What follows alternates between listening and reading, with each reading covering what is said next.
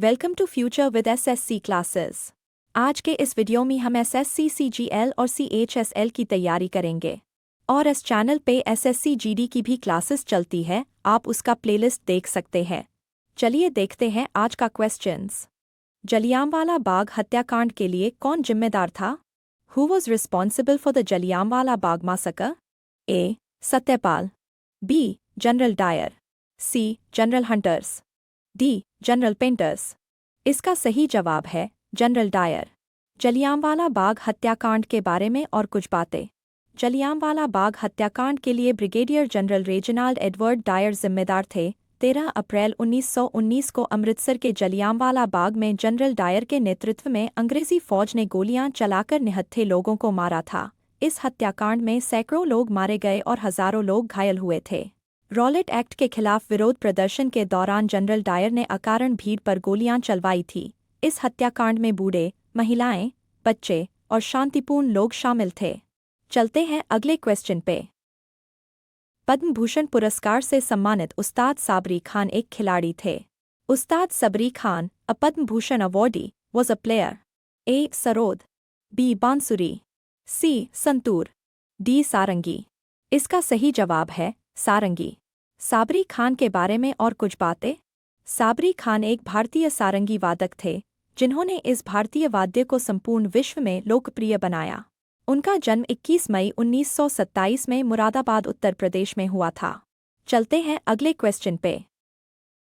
किस राज्य के प्रोडक्ट सुंदरबन शहद को जीआई टैग मिला? Which states product Sundarban honey got GL tag?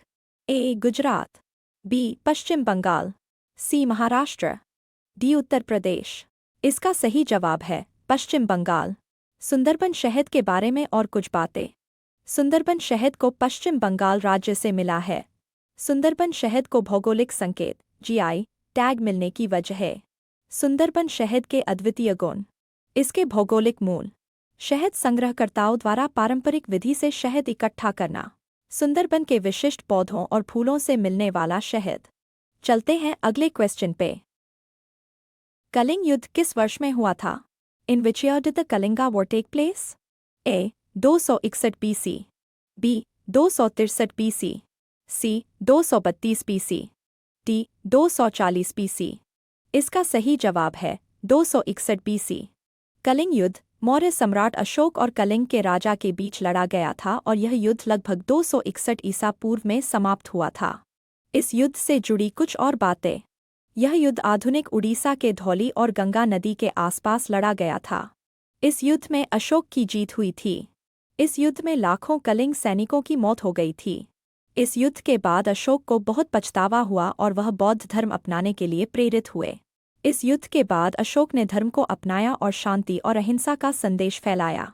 इस युद्ध के बाद अशोक ने कलिंग को अपने साम्राज्य में मिला लिया था। इस युद्ध के बाद अशोक का आध्यात्मिक और धर्म युग शुरू हुआ। इस युद्ध को भारत के इतिहास की सबसे खूनी और बड़ी लड़ाई माना जाता है। चलते हैं अगले क्वेश्चन पे। निम्नलिखित में से कौन सा व्यक्तित्व संगीत वाद्य यंत्र मैंडोलिन से जुड़ा है? Which of the following personalities is associated with the musical instrument mandolin? A. U. Srinivas, B. Vishwa Mohan Bhatt, C. Brij Bhushan Kabra, D. MS. Gopal Krishnan. इसका सही जवाब है यू. श्रीनिवास। यू. श्रीनिवास के बारे में और कुछ बातें। यू. श्रीनिवास, जिन्हें मैंडोलिन श्रीनिवास के नाम से भी जाना जाता है, संगीत वाद्ययंत्र मैंडोलिन से जुड़े हुए हैं। वे कर्नाटक शास्त्रीय संगीत में मैंडोलिन बजाने के लिए जाने जाते हैं। उन्होंने मैंडोलिन को कर्नाटक संगीत की ज़रूरतों के मुताबिक ढाला। चलते हैं अगले क्वेश्चन पे। निम्नलिखित में से कौन सा हरित क्रांति का घट नहीं है? Which of the following is not a component of green revolution? A. खनन, बी. उर्वरक, सी. कीटनाशक, डी. उच्च उपज वाली बीज। इसका सही जवाब है खनन।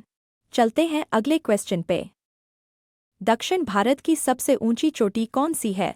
विच is the highest peak of south India? A. Anamudi, B. Doddabetta, C. Amarkantak, D. Mahendragiri. इसका सही जवाब है अनामुडी। अनामुडी के बारे में और कुछ बातें। दक्षिण भारत की सबसे ऊंची चोटी अनामुडी है। यह पर्वत केरल के एर्नाकुलम और इडुक्की जिलों में स्थित है।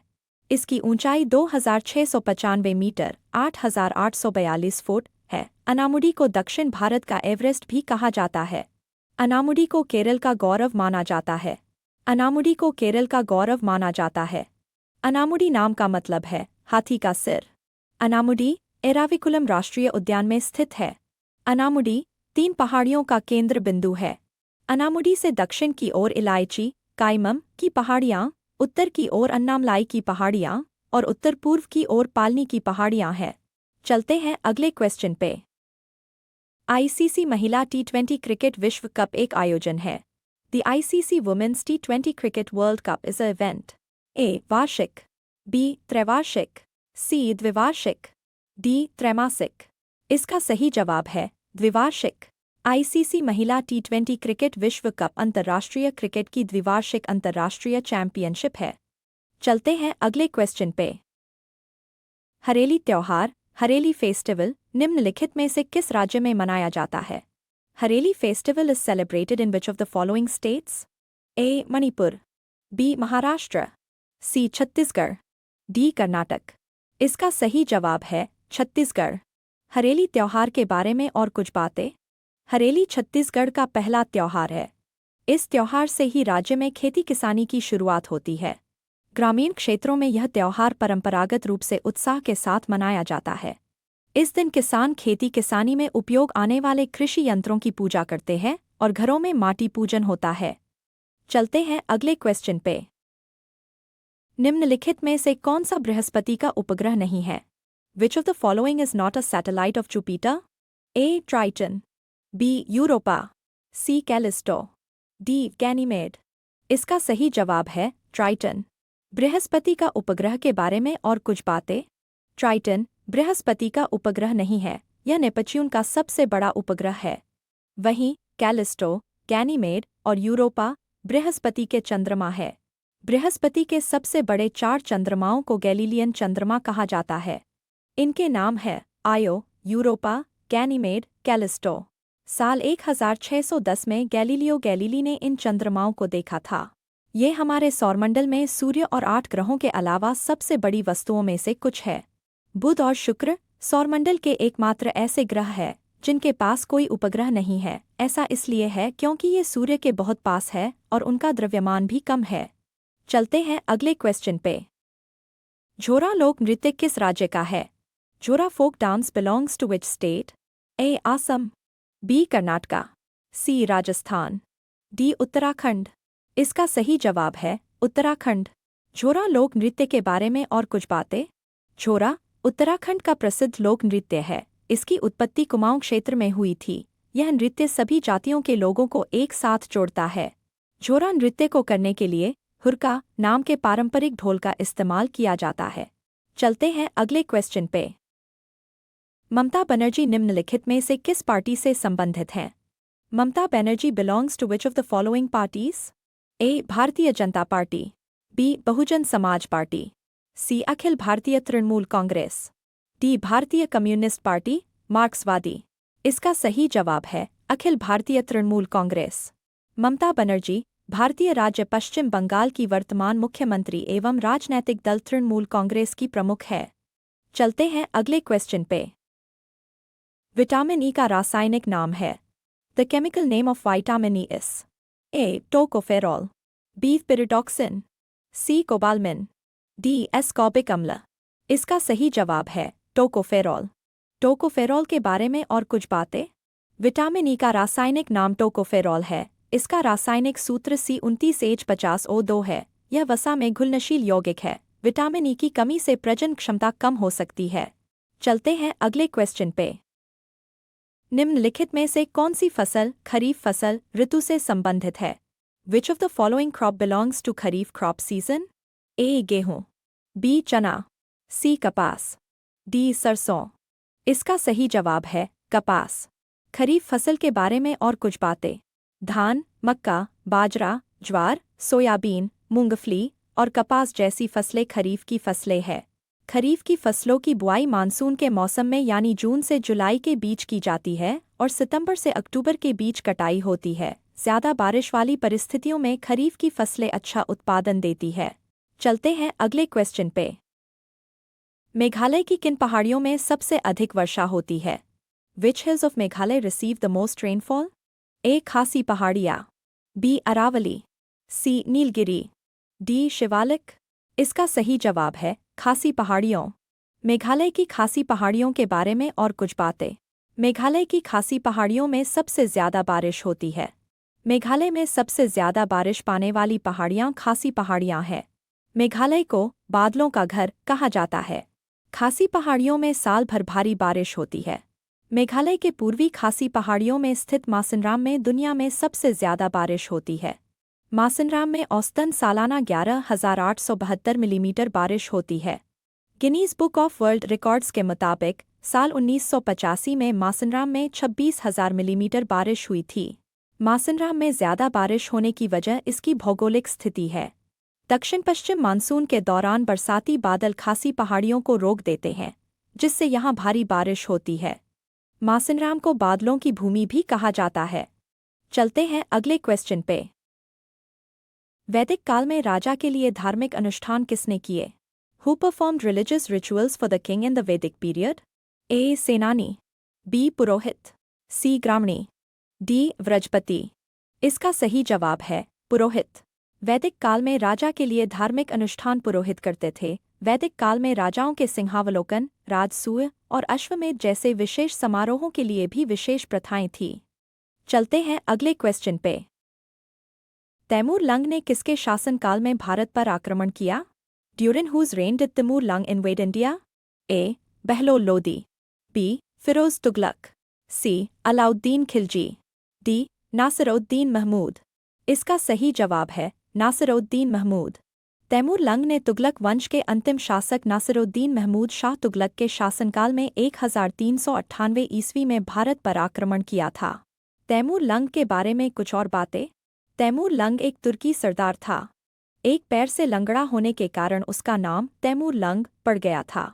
तैमूर लंग ने हिंदू राजाओं और शासकों को नष्ट करने के मकसद से भारत पर आक्रमण किया था। तैमूर लंग के आक्रमण के बाद तुगलक वंश का शासन लगभग खत्म हो गया।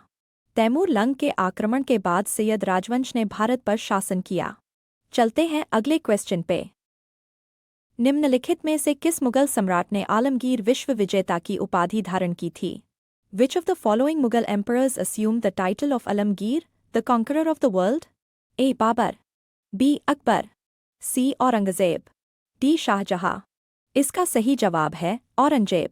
मुगल सम्राट औरंगज़ेब ने आलमगीर यानी विश्व विजेता की उपाधि धारण की थी। उनका असली नाम मुहियद्दीन मोहम्मद था। औरंगज़ेब भारत के छठे मुगल शासक थे और उन्होंने 1658 से 1707 तक शासन किया। चलते हैं अगले क्वेश्चन पे। कृषि और पशुपालन का संगठन भारतीय संविधान के निम्नलिखित में से किस अनुच्छेद में शामिल है? Organization of Agriculture and Animal Husbandry is included in which of the following articles of the Indian Constitution? A. अनुच्छेद 48, B. अनुच्छेद 46, C. अनुच्छेद 45, D. अनुच्छेद 47। इसका सही जवाब है अनुच्छेद 48। अनुच्छेद 48 के बारे में और कुछ बातें। भारतीय संविधान के अनुच्छेद 48 में कृषि और पशुपालन के संगठन का जिक्र है। यह अनुच्छेद राज्य को कृषि और पशुपालन को आधुनिक और वैज्ञानिक तरीके से संगठित करने के लिए कहता है। इसमें गायों, बछड़ों और अन्य दुधारू और भारोत्तोलक मवेशियों की नस्लों के संरक्षण और सुधार के लिए कदम उठाने का प्रावधान है। यह अनुच्छेद राज्य को इन मवेशियों के वध पर रोक लगाने के लिए प्रयास करने का निर्देश देता है। अनुच्छेद 48 संविधान के भाग 4 में शामिल है, जो राज्य के नीति निदेशक तत्वों के सिद्धांत का वर्णन करता है। इसका मकसद भारतीय राज्यों को नीति निर्माण और उसके कार्यान्वयन में मार्गदर्शन करना है, हालांकि यह किसी भी न्यायालय में लागू नहीं किया जा सकता। चलते हैं अगले क्वेश्चन पे। भारत के उपराष्ट्रपति को पद की शपथ कौन दिलाता है? Who administers the oath of office to the Vice President of India? A. Bharat का प्रधानमंत्री, B. लोकसभा अध्यक्ष, C. भारत का राष्ट्रपति, D. भारत का मुख्य न्यायाधीश। इसका सही जवाब है भारत का राष्ट्रपति। भारत के राष्ट्रपति भारत के उपराष्ट्रपति को पद की शपथ दिलाते हैं। चलते हैं अगले क्वेश्चन पे। भारत एशिया के किस भाग में स्थित है? In which part of Asia is India located? A. पूर्वी एशिया, B. उत्तरी एशिया, C. दक्षिण एशिया, D. पश्चिम एशिया। इसका सही जवाब है दक्षिण एशिया। भारत एशिया के दक्षिण एशिया उपमहाद्वीप में स्थित है। यह दक्षिण एशिया का सबसे बड़ा देश है। भारत की ज़मीन 3 तरफ से हिंद महासागर से घिरी हुई है, जिससे यह एक प्रायद्वीप बन गया है। भारत की सीमाएं पाकिस्तान, अफगानिस्तान, चीन, नेपाल, भूटान, म्यांमार और बांग्लादेश से मिलती है। चलते हैं अगले क्वेश्चन पे। भारतीय संविधान में संविधान संशोधन को किस देश के संविधान से लिया गया है? The constitutional amendment in the Indian Constitution has been taken from the constitution of which country? A. France. B. Ireland. C. America. D. दक्षिण अफ्रीका। इसका सही जवाब है दक्षिण अफ्रीका। भारतीय संविधान में संशोधन की प्रक्रिया दक्षिण अफ्रीका के संविधान से ली गई है। भारतीय संविधान से जुड़ी कुछ और बातें। भारतीय संविधान में समानता, स्वतंत्रता और बंधुत्व के विचारों को फ्रांस के संविधान से लिया गया है। भारतीय संविधान में विधि द्वारा स्थापित प्रक्रिया प्रोसीजर एस्टैब्लिश्ड बाय लॉ को जापान के संविधान से लिया गया है।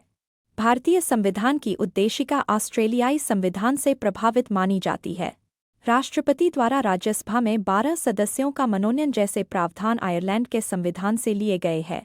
भारत में संघीय ढांचे की स्थापना के बावजूद केंद्र को अधिक शक्तियां दी गई हैं, ताकि राष्ट्रीय एकता और अखंडता को बनाए रखा जा सके। यह व्यवस्था कनाडा से प्रेरित है। आज के लिए इतना ही। मैं मिलूंगी न्यू वीडियो में न्यू क्वेश्चन के साथ। तब तक के लिए आप अपना तैयारी करते रहिए। Thanks for watching.